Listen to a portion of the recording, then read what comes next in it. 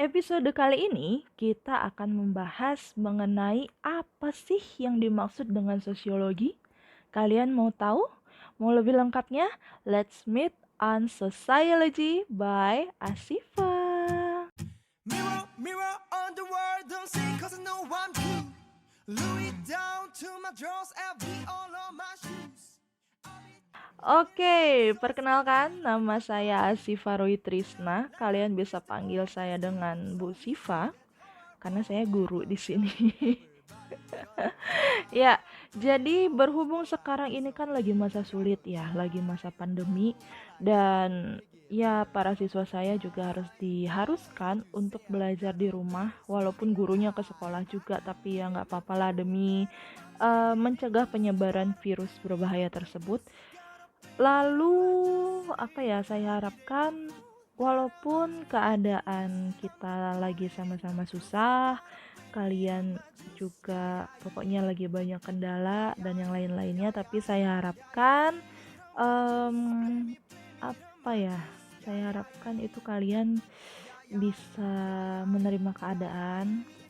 Lalu jangan lupa berdoa dan jangan lupa untuk terus berusaha ya, walaupun kalian belajar di rumah, walaupun kita juga masih ada beberapa orang yang bekerja dari rumah juga, ya jangan sampai itu menghalangi kreativitas kalian dalam berkarya dan dalam meraih prestasi. Oke. Nah, langsung saja nih kita masuk ke materi kita yang pertama, yaitu apa sih yang dimaksud dengan sosiologi. Atau kalian kalau misalnya bahasa Indonesianya sih sosiologi. Ya, sosiologi gitu. Nah, sosiologi sendiri di sini bisa kalian baca adalah salah satu dari ilmu sosial yang berkaitan dengan kehidupan di masyarakat atau ilmu yang mempelajari tentang manusia atau masyarakat itu sendiri. Sosiologi bisa juga disebut sebagai ilmu masyarakat. Ya, jadi pada intinya memang sosiologi ini adalah ilmu yang mempelajari mengenai seluruh masyarakat yang ada di dunia ini. Tidak hanya cakupannya itu RT, RW atau se-Indonesia, itu enggak, sebenarnya masyarakatnya ini benar-benar secara global gitu. Nah, di dalam sosiologi ini kalian bisa mempelajari mengenai bagaimana sih interaksi yang seharusnya dengan masyarakat. Lalu apa saja sih nilai dan norma yang ada di masyarakat? Bagaimana sih sanksi-sanksi kalau misalnya kalian melakukan pelanggaran sosial yang ada di masyarakat? Pokoknya banyak banget yang bisa kalian pelajari di dalam sosiologi itu sendiri.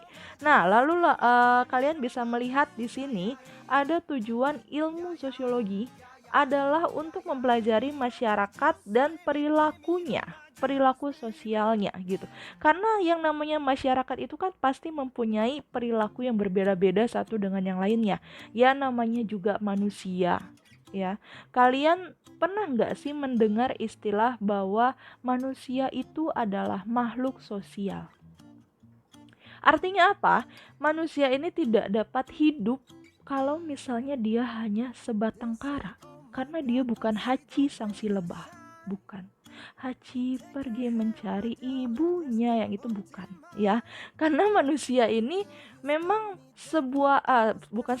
seorang makhluk yang diciptakan oleh Tuhan, yang saling bergantung satu dengan yang lainnya gitu. Artinya bahwa tidak ada manusia yang benar-benar independen. Pasti kalian akan membutuhkan orang lain untuk kehidupan kalian. Contohnya seperti apa, Bu? Contohnya misalnya kalian coba deh kalian pikirkan, ada nggak sih kegiatan yang bisa kalian lakukan seorang diri? Coba, kira-kira apa? Bahkan kalian tidur pun, kalian memangnya tidak butuh bantal, tidak butuh alas tidur. Alas tidur itu kalian dapat dari siapa? Tentu saja dapat dari orang lain, ya enggak? Lalu cara kalian mendapatkan itu seperti apa? Enggak mungkin kan kalian buat sendiri semuanya. Wah, itu mau berapa tahun lamanya? Betul enggak? Iya, makanya disebutkan bahwa manusia ini adalah makhluk sosial yang saling bergantung satu dengan yang lainnya. Karena mereka bergantung, pasti harus ada interaksi di dalamnya. Kalau misalnya tidak ada interaksi, bagaimana kalian bisa tahu apa yang kalian butuhkan dan apa yang bisa orang berikan kepada kalian, bener nggak? Nah, makanya di sini sosiologi hadir untuk lebih bisa mempelajari apa sih yang sebenarnya masyarakat lakukan di dalam kehidupannya sehari-hari, seperti itu. Oke, lanjut ya. Nah, setelah mendengar penjelasan yang tadi, menurut kalian apa sih sosiologi? Coba kalian pikirkan gitu. Ini kalau misalnya yang baru, konsep dan definisi sosiologi ini ada terbagi menjadi dua kata, yaitu ada socius dan logos. Ini berasal dari bahasa Latin ya. Kalau misalnya socius itu artinya adalah masyarakat atau sosial, dan logos berarti berbicara atau berbincang, atau bisa disebutkan juga bahwa logos ini sebenarnya adalah ilmu. Jadi bisa kalian artikan sosiologi itu sebagai ilmu dalam bermasyarakat, atau di sini bisa kalian baca, bisa disimpulkan menjadi membicarakan mengenai kehidupan manusia, yaitu sebagai makhluk sosial gitu. Nah, di sini ada bapak-bapak kita yang ganteng-ganteng. Yang pertama ada Auguste Comte, ada Karl Marx, ada Emil Durkheim. Sebenarnya tokoh sosiologi ini tuh dia yang big three-nya, ya, 3 besar lah. Tapi ada juga beberapa ilmuwan yang terkenal akan ciri khas berteorinya lah, banyak lah pokoknya. Ada Herbert Spencer, terus ada Sujono Sukanto, ada Selo Sumarjan. Kalau ini yang orang Indonesia ya, Sujono Sukanto dan Selo Sumarjan. Terus ada Gilin dan Gilin. Itu sebenarnya kayaknya bukan anak kembar, cuman saya kurang tahu sih kalau yang gitu. Ada Gilin dan Gilin, lalu ada teori, pokoknya teori konflik dan yang lain-lainnya itu pokoknya punya punya ahli tersendiri lah. Cuman untuk sosiologi yang paling terkenalnya kalian benar-benar harus tahu yang namanya Auguste Comte. Kalau misalnya kalian gak tahu yang namanya Auguste Comte, gagal kalian belajar ilmu sosiologinya. Terus ada Karl Marx. Karl Marx juga dia memang dia itu terkenal akan teori komunisnya gitu. Dan masyarakat kan ada yang mempunyai ideologi komunis, itu ada, makanya dipelajari juga lah oleh sosiologi gitu. Dan ada Emil Durkheim. Emil Durkheim ini dia lebih kepada teori struktural kalau nggak salah itu. Nanti kita pelajari lebih lanjut. Oke. Nah, di sini ada pengertian sosiologi menurut para ahli.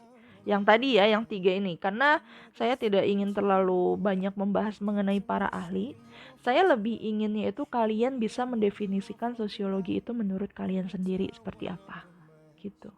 Yang pertama ada Auguste Comte. Dia mendefinisikan sosiologi itu sebagai ilmu pengetahuan yang mempelajari fenomena sosial dengan hukum-hukum tetap atau ajek yang menjadi objek investigasinya. Jadi menurut Auguste Comte ini bahwa sosiologi itu harus mempelajari fenomena-fenomena sosial. Contohnya apa? Misalnya seperti permasalahan sosial yang ada di masyarakat. Misalnya masalah ekonomi, dengan hukum-hukum yang tetap gitu, dengan hukum-hukum masyarakat, dengan hukum-hukum adatnya seperti apa, kayak gitu. Lalu yang kedua ada Karl Marx. Menurutnya, sosiologi bisa digunakan sebagai alat untuk mengangkat kaum tertindas melawan si penindas dan mewujudkan cita-cita masyarakat tanpa kelas. Karena kan kalau misalnya di masyarakat komunis itu dia sangat kelas sosialnya ini sangat-sangat kental. kelas penguasa dan ada kelas yang dikuasai gitu.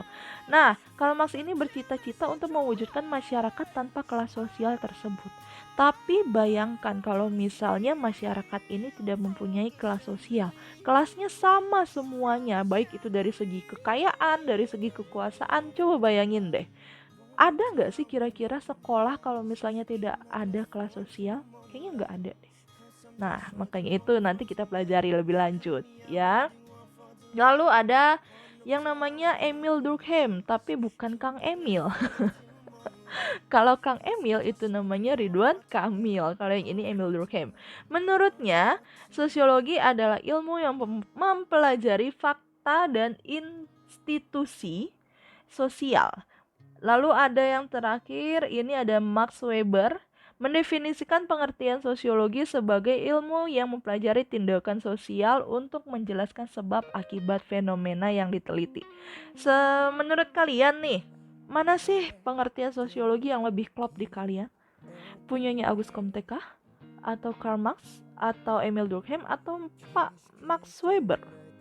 Kalau misalnya saya sih lebih senangnya itu ke pengertian dari Max Weber, karena sosiologi itu dia memang benar ilmu yang mempelajari sebab akibat dari suatu fenomena yang terjadi di sosial atau di sekitar kita. Misalnya ada kasus pembunuhan, atau yang baru tuh sekarang apa ya kasusnya? Oh ini deh, artis X yang menggunakan narkoba misalnya. Nah, kita pelajari di sana kenapa sih dia bisa, sebab akibatnya itu kita pelajari. Kenapa sih dia bisa melakukan hal tersebut?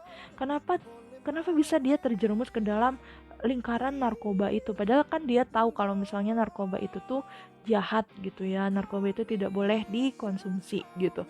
Lalu akibatnya apa kepada fansnya misalnya, atau kepada lingkungan sekitarnya, atau bahkan ke dia sendiri. Nah, di dalam sosiologi itu mempelajari hal-hal yang merupakan sebab akibat dari suatu fenomena sosial kayak gitu.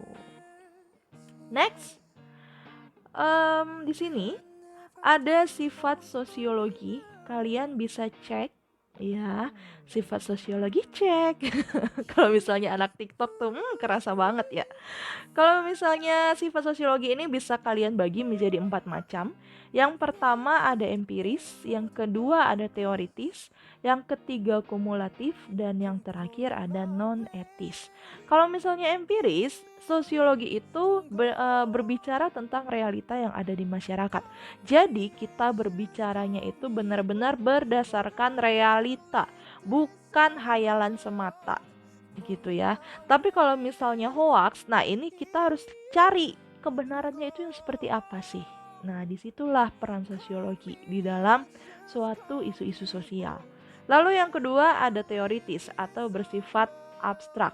Jadi gimana ya kalau misalnya abstrak ini dia karena di masyarakat, jadi sifatnya ini bisa berubah-ubah sosiologi, dinamis lah istilahnya. Kalau misalnya kalian belajar matematika kan dia benar-benar 1 tambah 1 sama dengan 2. Kalau misalnya di sosiologi ini tergantung perubahan zamannya gitu. Kalau misalnya ada yang awalnya bilang bersekolah itu ngapain sekolah tinggi-tinggi gitu. Tapi nyatanya sekarang orang-orang banyak yang ingin bersekolah tinggi gitu, karena itu salah satu bukan fenomena apa ya, contoh dari teoritisnya sosiologi bahwa adanya perubahan perilaku yang ada di masyarakat tersebut gitu. Lalu yang ketiga ada kumulatif. Kumulatif ini bersifat menambahkan dan melengkapi teori yang sudah ada. Contohnya, misalnya kalau zaman dulu ya, zaman dulu itu perempuan hanya diperbolehkan untuk di rumah, lalu kerjanya hanya untuk menyapu, mengurus rumah dan mengurus anak, betul nggak? Iya kan? Nah, lalu terjadilah suatu perubahan di dalam masyarakat. Muncullah yang namanya emansipasi wanita, di mana di mana wanita itu diperbolehkan untuk bukan menjunjung, untuk memperoleh pendidikan yang tinggi, untuk bekerja dan yang lainnya. Nah, tadinya di dalam sosiologi itu tidak ada mempelajari tentang emansipasi karena ya belum ada masyarakat yang merubah. Tapi ketika terjadi perubahan sosial itu muncullah teori baru, ya kan? Muncul teori baru yang namanya emansipasi wanita. Itulah kenapa sifat sosiologi ini bersifat kumulatif, karena dia akan terus menambahkan teori yang sudah ada atau justru melengkapi teori yang sudah ada, kayak gitu. Lalu yang terakhir, adanya sifat non-etis atau tidak menilai benar atau salah, benar atau buruknya suatu keadaan sosial, suatu kejadian sosial. Contohnya yang kayak tadi tuh, artis X menggunakan narkoba. Kita tidak bisa terlalu menjudge itu maksudnya kita tidak bisa terlalu menilai di perilakunya itu baik atau buruk. Bisa saja kalau misalnya dia itu melakukan hal tersebut karena depresi atau karena kurangnya kasih sayang dari keluarganya. Kan berarti tidak sepenuhnya orang yang menggunakan narkoba itulah yang salah, tapi justru lingkungannya juga salah gitu. Atau justru diajak sama teman-temannya, ayo make gitu kan. Tapi kalian jangan sampai ya, awas kalau misalnya kalian ada yang sampai, wah itu kacau. Jangan sampai. Saya tidak akan mengajarkan orang-orang untuk berbuat hal seperti itu. Bahaya. Oke, lanjut. Yang terakhir, ini ada hakikat sosiologi. Hakikat sosiologi itu meliputi apa? Sosiologi merupakan disiplin yang kategoris dan kontekstual, bukan normatif. Sosiologi merupakan ilmu murni tapi bisa sekaligus ilmu terapan juga. Ilmu murni ini maksudnya adalah ilmu yang bisa berdiri sendiri, tapi bisa juga merupakan ilmu yang saling bergantung dengan ilmu yang lain. Gitu. Contohnya, kalau misalnya ilmunya sendirinya itu kan sosiologi adalah ilmu yang mempelajari tentang interaksi di masyarakat sosial. Tapi kalau misalnya terapan, contohnya ada sosiologi ekonomi. Kan dia bergantung kepada bergantung kepada teori ekonomi juga, tergantung kepada ilmu ekonomi. Lalu ada teori hukum. Nah, di dalam sosiologi hukum dia mempelajari tentang bagaimana sosiologi ini berkolaborasi dengan bagaimana sih tingkah perilaku masyarakat terhadap hukum yang ada di lingkungan sekitarnya, kayak gitulah. Oke, jelas? Sosiologi bertujuan menghasilkan pola-pola sosial yang sifatnya umum, bukan individual. Sosiologi merupakan ilmu pengetahuan yang empiris serta rasional. Sosiologi menempatkan apa yang senyatanya terjadi sebagai objek kajian, bukan apa yang seharusnya, gitu. Jadi ya kita mempelajari apa yang terjadi saja, tidak mengharuskan seharusnya tuh dia nggak pakai narkoba gitu, enggak. Tapi kita ya mempelajari kenapa sih dia pakai narkoba atau yang lain-lainnya, kayak gitu ya. Lanjut. Nah, di sini ada sedikit kuis, enggak juga sih. Kalian bisa tebak nggak beberapa bapak sosiologi sedunia? Apakah Emil Durkheim atau Auguste Comte atau Karl Marx? Kalian bisa searching sendiri nanti. Bisa kalau misalnya kalian sudah menemukan jawabannya, kalian bisa komen di video ini. Oke. Sampai segitu dulu perjumpaan kita kali ini. Tidak terasa ya, sudah almost 19 minutes. Hampir 19 menit. Saya harap di video kali ini kalian bisa lebih mengerti apa itu sosiologi, ya. Kalau misalnya ada pertanyaan, kalian juga bisa komen di bawah ini, nanti di video selanjutnya bisa saya jawab gitu. Oke. Sampai di sini dulu perjumpaan kita. Have a nice day and sorry. ulang. Have a nice day and bye bye.